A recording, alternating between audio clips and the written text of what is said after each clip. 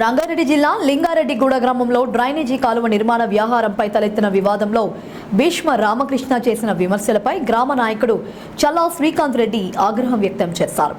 రాజకీయ పలుకుబడి కోసం ఇతరులపై లేనిపోని ఆరోపణలు చేస్తున్న గ్రామ ఎంపీటీసీ బీఆర్ఎస్ నాయకుడు భీష్మ రామకృష్ణ ఇప్పటికైనా వాస్తవాలు గ్రహించి పద్ధతి మార్చుకోవాలని ఫరూక్ నగర మండల కాంగ్రెస్ పార్టీ అధ్యక్షుడు లింగారెడ్డిగూడ గ్రామ నాయకుడు చల్లా శ్రీకాంత్ రెడ్డి హితవు పలికారు.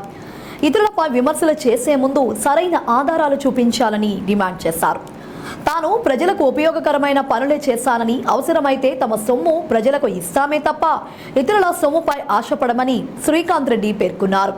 పాత డ్రైనేజీ కాలువ మీద ఆర్సీసీ స్లాబ్ కోసం ప్రభుత్వం 19 లక్షల రూపాయల పైచిలకు కేటాయించిందని, ఇలా మొత్తం ఎస్డీఎఫ్ నిధుల నుంచి 75 లక్షలు మంజూరు చేయించినట్లు ఆయన స్పష్టం చేశారు.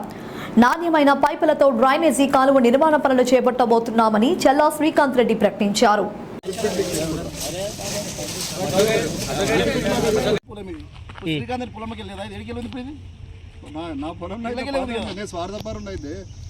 పొలంలోకెళ్ళే ఉంది కదా కాలువ. ఇప్పుడు శ్రీకాంత్ మాట లేక మలుపుకున్నాడు కదా, శ్రీకాంత్ మాటలకి వెళ్ళి ఊళ్ళందరూ కూతురులకి శ్మశాన వాటిక నా పొలంలోకి వెళ్ళే బాట ఉంది. తర్వాత చెరువు కట్టకు పోయేటోళ్ళకు కూడా నా పొలంలోకి వెళ్ళి కలుస్తుంది. మీరు కావలిస్తే ఊర్లో ఉన్నటువంటి పబ్లిక్ నుండి అడగండి, ఈ పొలం ఎవరిది, ఈ బాట ఎవరిది అని అడగండి. మీరు ఇప్పుడు వంకర టింకర అయితే గత వారం రోజులుగా మా లింగారెడ్డిగూడ గ్రామానికి సంబంధించి పాటకాలువ విషయంలో బీఆర్ఎస్ కార్యకర్తలకు అదేవిధంగా కాంగ్రెస్ కార్యకర్తల మధ్యన నెలకొన్న వివాదం అని చెప్పి ప్రెస్ ద్వారా ప్రతి ఒక్కరికి తెలిసిన విషయమే.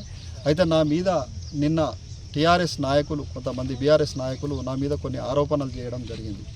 ముఖ్యంగా కాంగ్రెస్ పార్టీ నాయకులకు ఏమాత్రం అవగాహన లేదు అని చెప్పి మాట్లాడడం జరిగింది.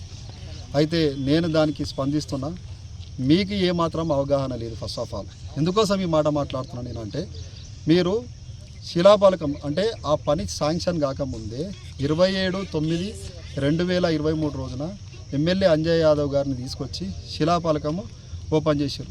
శిలాఫలకం ఓపెన్ చేసిన అంజయ్ యాదవ్ గారు ఏమన్నారు, అయ్యా 75 లక్షల వరకు శాంక్షన్ గాంధీ రామకృష్ణ గారు శాంక్షన్ గాంధీ నువ్వు ఎందుకు ఇటువంటి పనులు చేస్తావా, ఇటువంటి పనులు మానుకో అని చెప్పి నిన్ను మందలించిన విషయం వాస్తవం కాదా అని నేను అడుగుతా ఉన్నాను.